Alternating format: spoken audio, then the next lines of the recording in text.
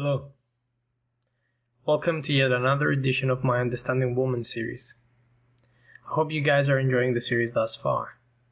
This topic should help you understand why a woman is constantly changing, talking about topics that don't interest you, and seems to be either crazy or a split personality when it comes to any of the topics that she talks about.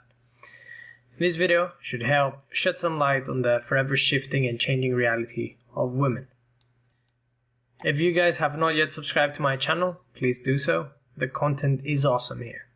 If some of you are old school here and want to support the channel that little bit more, there's a Patreon and a Bitcoin address for you to send your appreciation in the description below.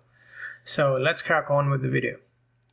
One of the most fundamental aspects of womanhood that a man needs to understand is that when you get involved with any woman, you get involved with her entire social circle.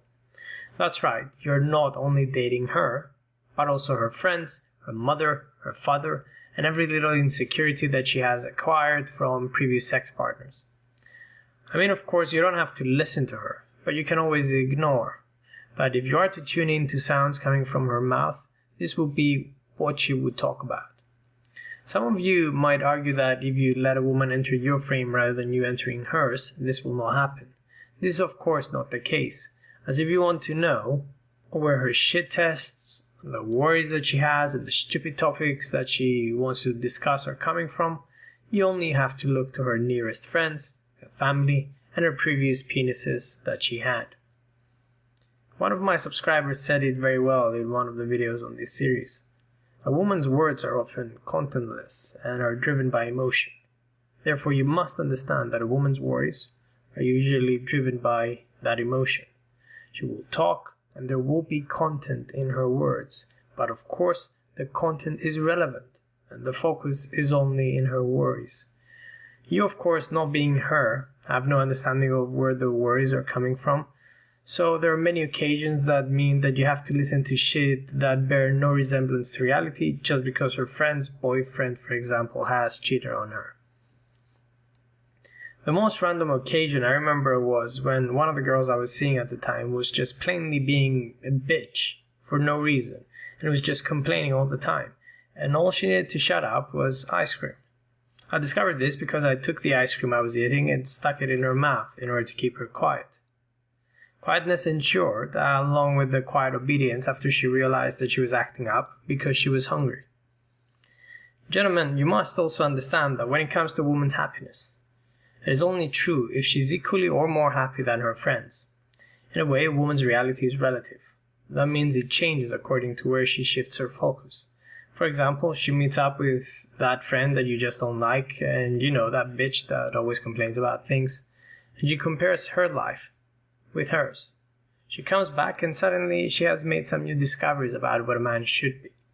She will come out with gems such as that the attention that you're giving her is not good enough anymore, or that perhaps that the way that we're living is not the correct one according to modern standards.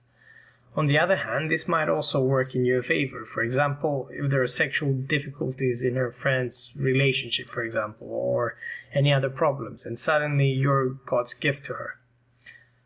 I personally find any comparison between myself and anyone else to be a shit test, and I punish it because I'm a narcissist and I believe I'm the best there is. I, of course, am not the best, and it, of course, isn't a shit test. A woman always looks for better, therefore you're constantly compared with a sea of dicks, but I enjoy stopping any comparison before it even starts. It is quick, and it is efficient. Of course, all this shit is stuff that any man has to deal with in his relationships with women.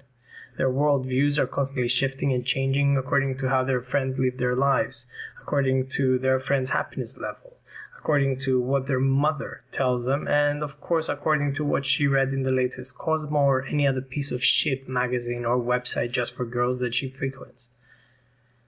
As trends, policies, and her friends change, her worldview also changes. This is because her sense of identity is so weak. This is why it is so essential for a man to introduce the woman in his frame and not to be introduced in hers. A man who lives in her frame, and ask any man who felt broken after a relationship ended. He constantly tries to satisfy her, and he can't, because she doesn't know what she wants. He always tries to calm her down and to try to make her feel safe, but she's always constantly worried, and he's tired of it. He buys her one thing after another, and it is never enough. Yet women are happy and content with bad boys. People wonder why do women fall for these bad boys. I mean, in a world where hypergamy is the driving force of a woman's reproduction, why do they like them? Theoretically, in terms of resources, they have very little to offer, right? You see, hypergamy is looking for genetics and security. Bad boys count for both. A woman's identity is always shifting, therefore she's always feeling insecure. I have covered this in depth in the latest video in the series. The video is called She Will Submit, and access it in the description below. The reality is, like I said before, that a woman's hypergamy is never truly satisfied, and she will always look for more and for someone better. But a woman who enters a relationship with these bad boys, the guys with so-called alpha attitude, she will feel safe there. Her hypergamy, for as long as that woman is with such a man, will be satisfied. The people bigger than her that walk around, the guy at work who keeps texting her and is creeping her out, the boss who is mean to her, her mother who is never proud of her, all these things that make her feel insecure and unsafe, a bad boy takes away. Don't think that he serves to solve her problems, not at all. There is no effort spent on his part. All he does is serve as an anchor in her reality. He checks her behavior, resets her insecurities, and reestablishes reality for her. No emotions are left to run wild because he doesn't allow it. This is what bad boys do, and this makes her feel safe. Money and looks are always there to sweeten the pot when it comes to such men for women, but in essence, as you understand from what I just said, it is all about attitude and introducing a woman in your reality and not the other way around.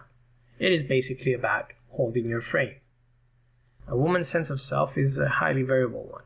It is constantly shifting and constantly changing according to current trends, her family, and her circle. Of course, I don't want you to be confused and believe that you're a constant and that you don't change as a man. We all do. Change is a fundamental reality of the world. Our opinions constantly change and drift according to our experiences. But a man has a worldview based on reality. For a man, there are many aspects that give him a sense of identity. His work, his family, events in his past, his achievements, political events, along with many other things. A woman's reality, though, is more of a shifting entity drifting around in turbulent air. This is why a man must first find himself, and a woman must find a man. That's all I had to say. Thank you very much for listening.